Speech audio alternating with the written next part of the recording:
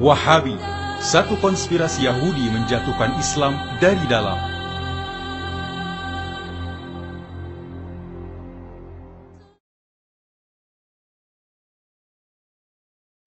Apa itu Wahabi? Wahabi merupakan satu fahaman yang diasaskan oleh Muhammad ibnu Abdul Wahhab. Fahaman ini dinisbahkan kepada nama bapaknya Abdul Wahhab sebagai Wahabi, tidak kepada namanya sendiri sebagai Muhammadi. Ini adalah ijtihad ulama supaya umat Islam tidak keliru dengan ajaran Islam sebenar dari Muhammad sallallahu alaihi wasallam.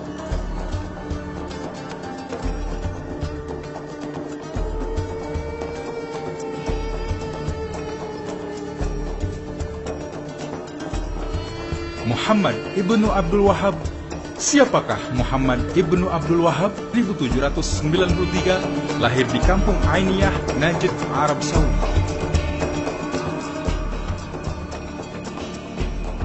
Ibnu Abdul Wahhab adalah seorang yang lemah pikiran dan gagap. Ayah dan abangnya sendiri menganggap dia sebagai anak yang tidak siuman. Ibnu Abdul Wahhab sangat terpengaruh dengan ajaran Ibnu Taimiyah yang mengasaskan fahaman Mujassimah. Kemudian dia mengembara dan belajar di Basrah, berguru kepada Syekh Muhammad Al-Majmu'i. Syekh Muhammad Al-Majmu'i adalah Mr. Hamper, yaitu seorang orientalis dan agen Yahudi dari British. Dia adalah seorang pakar ilmu Islam berbahasa Arab, Turki, Parsi, dan telah lama mempelajari Islam di Turki dan Irak. Mr. Hamper merasuah Ibnu Abdul Wahhab dengan hadiah kawin mut'ah 2 orang agen perempuan Yahudi yang menyamar sebagai muslimah. Ibnu Abdul Wahhab kawin mut'ah dengan Safia di Isfahan dan Asia di Siraj.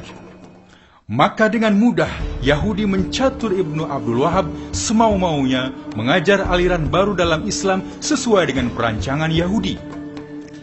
Dengan ajaran baru itu, Ibnu Abdul Wahhab kembali ke kampungnya, namun ditentang dan diusir oleh bapaknya, seorang ulama Sunni.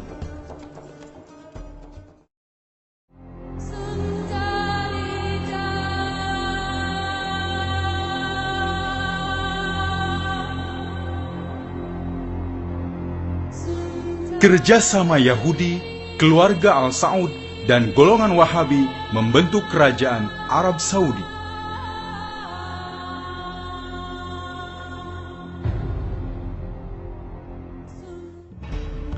Setelah diusir oleh ayahnya, Muhammad ibnu Abdul Wahhab menyambung terus menyebarkan ajarannya itu ke seluruh Najd. Perjuangan Ibnu Abdul Wahhab itu dipantau oleh Mr. Hamper dan disokong oleh kerajaan British. Ibnu Abdul Wahhab membawa misi Yahudi kepada pemimpin-pemimpin Arab.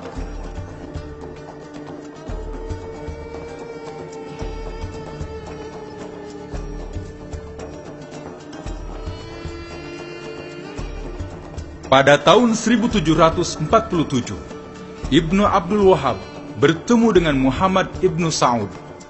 Dia adalah keturunan Yahudi yang menguasai kawasan Duriyah. Ibnu Saud bersetuju dengan tawaran itu. Maka bergabunglah Ibnu Abdul Wahhab dan Ibnu Al-Saud mengembangkan ajaran Wahabi. Di antara ajaran Wahabi ialah siapa yang tidak ikut Wahabi dianggap sesat, kafir, halal darah, dan hartanya dirampas. Dengan fatwa Wahabi ini, maka orang-orang yang tidak ikut ajaran Wahabi dibunuh dan hartanya dirampas. Kaum Wahabi melancarkan perang di dalam dan di luar wilayah Najd, seperti Yaman, Hijaz, daerah sekitar Syria, dan Irak. Mereka membantai 300 laki-laki di kampung Al-Fusul, di wilayah kota Al-Ahsa, dan merampas harta milik mereka. Pasukan Ibnu Saud dan Ibnu Abdul Wahhab itu terus melakukan kekejaman ke seluruh Arab. Siapa yang taat kepada ajarannya wajib berbaiat. Bila melawan, wajib dibunuh dan harta miliknya dirampas.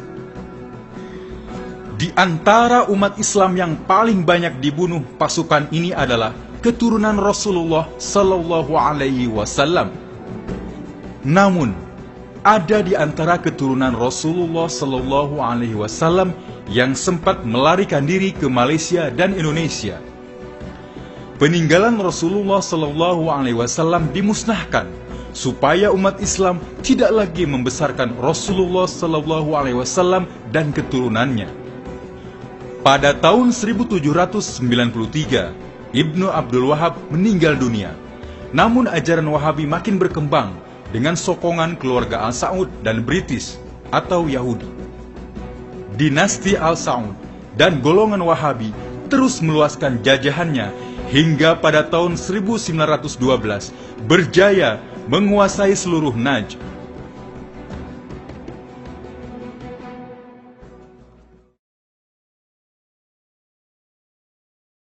Yahudi mencetuskan revolusi Arab untuk menjatuhkan Empire Islam Utsmaniyah. Ketika pemimpin Empire Utsmaniyah telah diserang oleh penyakit Al-Wahan, agenda Yahudi seterusnya ialah menghapuskan pemerintahan para syarif Mekah yang bertindak sebagai penjaga Haramain. Yahudi melantik T.E. Lawrence sebagai agen perisikan yang menyusup ke dalam bangsa Arab. Lawrence adalah seorang saintis yang menguasai 6 bahasa utama dunia, termasuk bahasa Arab. Dia sangat menguasai kawasan dan peradaban bangsa Arab, dikenali sebagai Lawrence of Arabia. Lawrence mengesan siapakah tokoh pemimpin Arab yang inginkan kekuasaan. Ditemukan tokoh Syarif Husin, wakil Empire Utsmaniyah di Haramain. Lawrence berjaya menghasut dan menipu Syarif Husin untuk membebaskan diri dari Empire Islam Utsmaniyah. Lawrence menyuburkan semangat nasionalisme di negara-negara Arab untuk menentang bangsa Turki yang memimpin Empire Islam Utsmaniyah. Lawrence adalah seorang gay atau homoseks yang sanggup melakukan apa saja untuk menawan mangsanya. Perhubungan antara Lawrence dan Syarif Husin sangat rapat, bahkan menjadi kawan karib putranya yang bernama Amir Faisal. Amir Faisal berpaling tadah dan memihak kepada Britain. Sejak dari itulah kerajaan Arab menjadi tali barut Britain. Atas nasihat Lawrence, Syarif Husin mengirim surat rahasia memohon bantuan tentara British. Dengan menjanjikan Syarif Husin sebagai penguasa bagi seluruh wilayah Arab, maka mudahlah Lawrence mencatur keluarga ini untuk mengagih-agihkan wilayah-wilayah Arab sesuai permintaan Yahudi. Pada tahun 1915, Britain mulai menduduki kawasan Irak. Akhirnya, pada tahun 1917, Britain menduduki semula kawasan Palestina. Tentara Britain diketuai Jenderal Allenby memasuki Palestina pada 9 Desember tahun 1907. Allenby memijak makam Salahuddin dan berkata, "Hari ini, perang salib sudah berakhir." Pada tahun 1918, tentara kolonial Britain menduduki pusat pemerintahan Turki Utsmaniyah, yaitu Istanbul. Perjanjian Faisal-Weizmann ditandatangani pada 3 Januari tahun 1919 dalam persidangan Paris. Weizmann adalah presiden pertubuhan Zionis dunia. Setelah perjanjian itu, Weizmann menjadi presiden pertama negara Israel. Irak diserahkan kepada Amir Faisal, Yerusalem atau Palestina diserahkan kepada Kristen, Baitul Maqdis diserahkan kepada Yahudi. Pada tahun 1922, setelah tamat Perang Dunia Pertama, persidangan Lausanne diadakan. Hasil persidangan Lausanne, pertama, sistem khilafah Islam ditamatkan. Kedua, khalifah dibuang ke luar negara. Ketiga, harta khalifah dirampas. Keempat, kerajaan Turki baru ditubuhkan atas dasar sekular di bawah pimpinan Mustafa Kemal Atatürk. Negara-negara jajahan Turki Utsmaniyah diambil alih sebagai jajahan British, Perancis, dan Italia. Lord Curzon dengan sombongnya berkata, Hakikatnya Turki telah dimusnahkan dan tidak akan bangkit lagi, karena kita telah menghancurkan kekuatannya, Khilafah Islamiyah atau sistem pemerintahan Islam.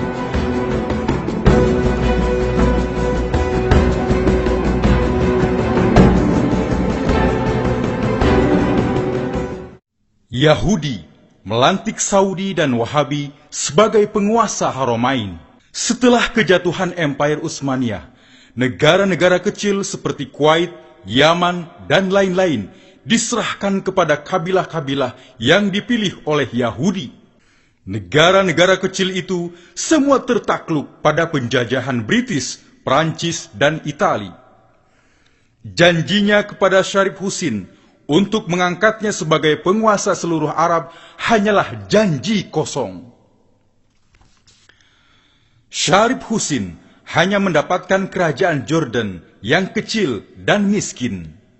Balasan bagi pengkhianat Islam.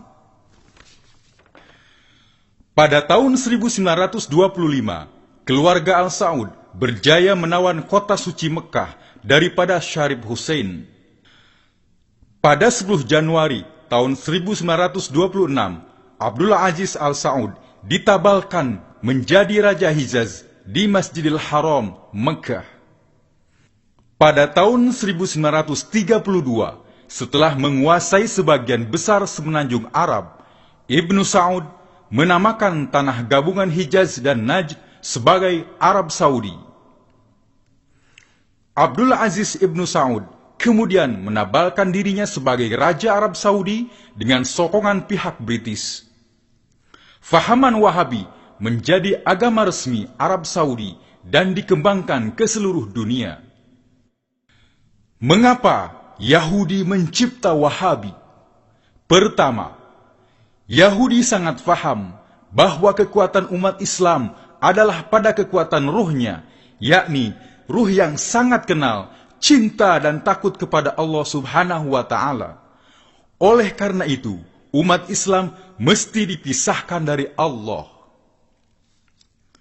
Yang kedua, Yahudi sangat faham bahwa kehebatan umat Islam karena berjaya menghubungkan kekuatan ruh dengan kehidupan lahir. Maka keyakinan akan adanya kuasa ruh dalam kehidupan lahir itu mesti dihapuskan. Yang ketiga, Yahudi sangat faham bahwa kunci kemenangan umat Islam adalah adanya bantuan gaib dari Allah. Maka Yahudi menghapuskan keyakinan kepada perkara gaib itu. Ulama sufi dan tarikat yang mempunyai karomah dikatakan sesat dan syirik. Yang keempat, Yahudi tahu bahwa kekuatan Islam adalah pada kecintaan umat kepada Rasulullah Sallallahu Alaihi Wasallam, Ahlul Bait dan para sahabat. Maka segala peninggalan atau amalan yang boleh menyuburkan kecintaan itu dimusnahkan dengan alasan bid'ah, khurafat, kultus, dan lain-lain alasan yang diada-adakan. Yang kelima, Yahudi sangat faham bahwa selemah-lemah umat Islam, mereka sangat fanatik kepada agama para ulama. Oleh karena itu, ulama baru dan Islam gaya baru mesti dicipta yang sesuai dengan agenda Yahudi itu. Yang keenam, untuk menguasai kota suci umat Islam Haramain, Yahudi tidak dapat menghancurkannya seperti tempat-tempat yang lain, karena ditakutkan umat Islam sedunia akan bangkit menentang Yahudi. Kejahatan Wahabi. Yang pertama, membuat fatwa. Setiap yang bid'ah itu sesat, dan yang sesat itu neraka. Yang kedua, membuat fatwa. Umat Islam yang tidak ikut ajarannya itu sesat, halal darah dan hartanya. Yang ketiga, membunuh keturunan Rasulullah Sallallahu Alaihi Wasallam. Yang keempat, menghukumkan sesat keturunan Rasulullah Sallallahu Alaihi Wasallam dan para sahabat yang utama. Yang kelima, menganggap alam roh itu tidak wujud. Yang keenam, menolak adanya hubungan antara alam lahir dan alam roh. Yang ketujuh, memusnahkan peninggalan baginda Rasulullah Sallallahu Alaihi Wasallam. Yang kedelapan, dalam mempelajari ilmu usuluddin atau tauhid, menganut fahaman Ibnu Taimiyah, menganggap Tuhan itu berjisim seperti makhluk atau mujassimah. Yang kesembilan, di dalam fikih dibenarkan menampal-nampal mazhab atau talfiq. Yang kesepuluh, mengambil sumber Al-Quran dan hadis tanpa ijma ulama dan kias. Yang kesebelas, melarang keras umat Islam berdoa dengan tawasul atau perantaraan. Yang ke-12, melarang menziarahi kubur sekalipun makam Nabi. Yang ke-13, menghancurkan bangunan di atas tempat lahir Nabi di Suq Al-Lail. Yang ke-14, melarang memuji-muji Nabi seperti membaca qasidah, berzanji, burdah, tahlil, dan sebagainya. Yang ke-15, melarang umat Islam merayakan dan memperingati Maulidur Rasul, Isra Mi'raj, dan semua perayaan hari kebesaran Islam yang lain. Yang ke-16, melarang belajar tentang sifat 20 dan menuduh sesat fahaman Asy'ari, yaitu fahaman kaum ahlu sunnah wal jamaah.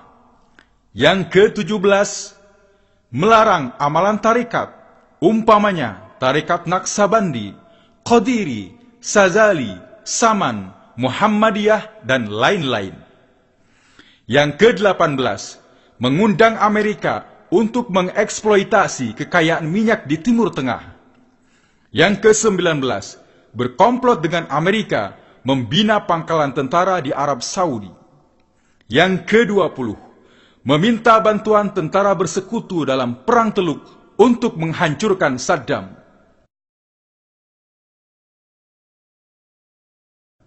Yang ke-21, mencetuskan gerakan teroris seperti Al-Qaeda dan lain-lain untuk memburukkan image Islam. Yang ke-22, mengubah Arab menjadi negara Yahudi dan Haramain menjadi kota Yahudi. Dan lain-lain kejahatan yang merupakan konspirasi Yahudi untuk menghapuskan keyakinan dan kecintaan umat Islam kepada Allah dan Rasulullah Sallallahu Alaihi Wasallam, supaya umat Islam mengikut cara hidup Yahudi dan meninggalkan Tuhan Muhammad. Jelaslah bahwa tujuan Wahabi adalah mengajak umat Islam meninggalkan Allah dan Rasul dan mengikuti Yahudi. Wahabi adalah buatan Yahudi. Siapakah yang akan memerangi Wahabi? Wahai umat Islam seluruh dunia, setelah kita tahu rahasia ini, marilah kita perangi Wahabi dan Yahudi dengan langkah-langkah ini. Yang pertama, jangan sekali-kali terpengaruh dengan ajaran ini. Jaga diri dan keluarga Anda dari aliran ini. Yang kedua, berpegang teguhlah kepada ahli sunnah wal jamaah, Imam Abu Hasan al-Asy'ari dan Imam Abu Mansur al-Maturidi.